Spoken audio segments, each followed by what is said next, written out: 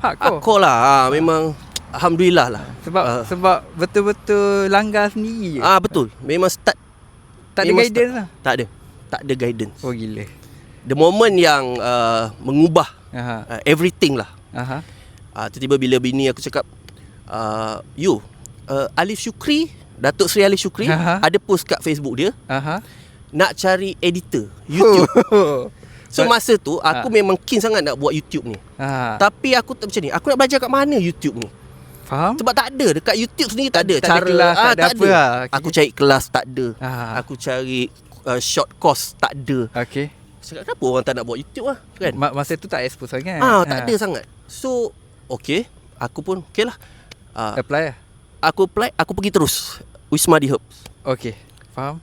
So aku pergi memang menggeletar masa tu. Tapi masa tu sebelum sampai kat Wisma di Herbs kan, okay.